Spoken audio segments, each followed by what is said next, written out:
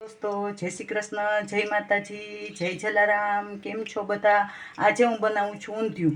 એમાં મેં લીધા છે કાચા કેળા, રીંગણા, બટેટા, વાલોર, વટાણા, વાલ અને તુવેર લીલી. અને આમાં છે આદુ, મરચાં અને લસણની પેસ્ટ. અને આ છે ટમેટું. અને મેં મૂકી દીધું છે કુકર. હું કુકરમાં વઘારીશ. અને અહીંયા મેં ઢોકળી માટે તેલ મૂકી દીધું. અને ઢોકળી માટે છે રેડી તલ, મીઠા સોડા, ગરમ મસાલો, હળદર, મરચું, ધાણા જીરું, મીઠું, ખાંડ, લીંબુ અને ચણાનો લોટ, આવતો જાતો બાજરાનો લોટ અને મેથીની ભાજી.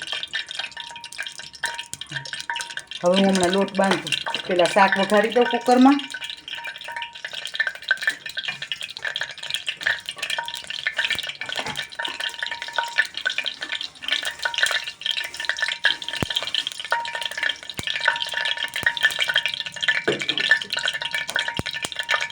પહેલાં હું મૂકીશ હિંગ,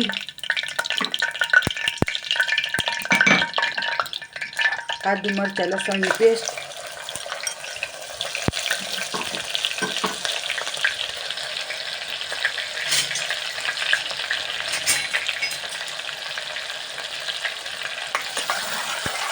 હવે એમાં નાખીશ ટમેટું,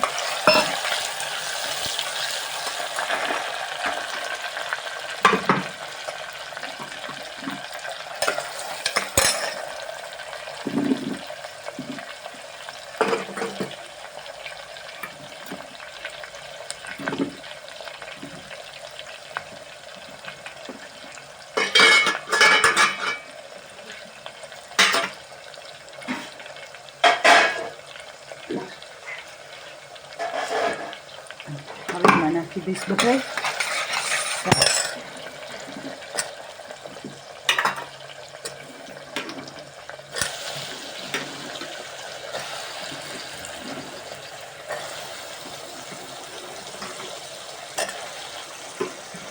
વાલોરી હતી થઈ ગઈ, ભૂલી ગઈ.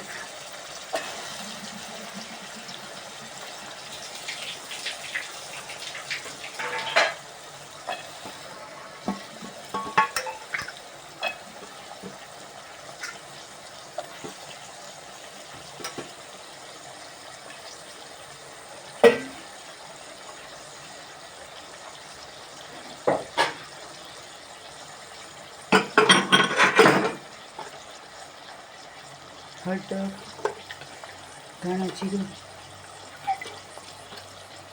મરચું અને મીઠું.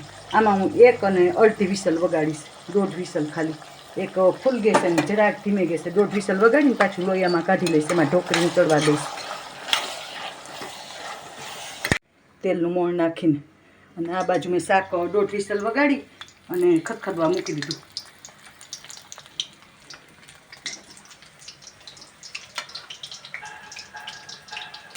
અને હવે મેં ઢોકળી પહેલાં તળવા નાખી ને ત્યારે તેલ ખાસ કર્યું અને ગેસ ફાસ રાખ્યો. પછી ધીમે ગેસે જરાક મીડિયમ સ્લો ગેસે તળી લેવાના. મુઠિયા કહેવાય, ઢોકળી કહેવાય, એમાં તો મુઠિયા કહીએ.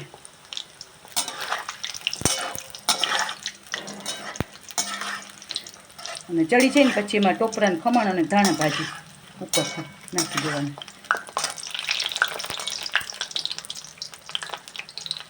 ઘણા કુકરમાં કરી નાખે, પણ હું તો લોહીયામાં જ કરું. 1 વિસલ વગાડે ને તો કુકરમાં ઢોકળી નાખીને થઈ જાય છે, તો હું તો લોહીયામાં કરું.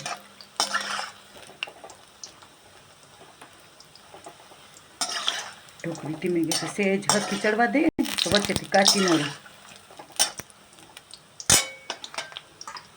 અને હાંજ માટે મેં થોડુંક શાક કાઢી લીધું, તો એમાંથી વધારે થઈ જાય. ઊંધિયાનું શાક ગમે એટલું જરાક વઘારીએ પણ જરા જરા બધી હોય ને એટલે વધારે થઈ જ જાય.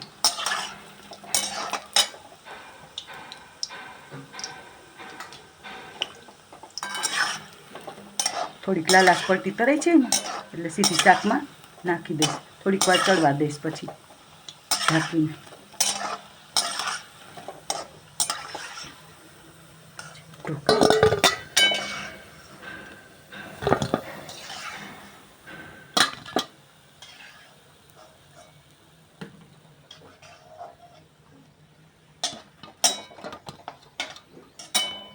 આ નાખી દઈશ શાકમાં. આવી રીતે બધી તળી અને નાખી દઈશ. ઊંધિયામાં નાખીશ હવે જરાક ગળાશ. મુઠિયામાં નાખી હતી ને એટલે ગળાશ ઓછી નાખીશ. અમારે તો ગળાશ જોઈએ જ, ખટાશ ગળાશ વિનાનું કંઈ ખાઈએ જ નહીં. દાળી ગળાશ ખટાશવાળી હોય. ગળાશ નાખી અને થોડુંક લીંબુ ઓમાં નાખ્યું એટલે થોડુંક આમાં નાખી દઈશ લીંબુ અને ગરમ મસાલો થોડો. મારી પાસે બાદશાહનો નથી, એવરેસ્ટનો પણ છે મસાલો, ગરમ મસાલો. બસ સેજ ખદખદે ને સેજ ખદખદે ને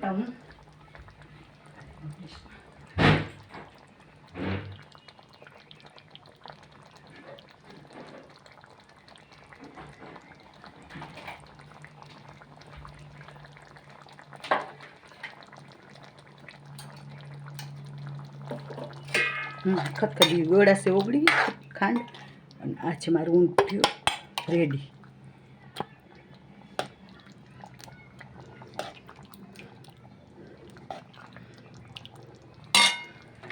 ઉપરથી હું નાખી દઈશ ધાણા ભાજી અને જરાક ટોપરાનું ખમણ છે તો નાખી દઉં.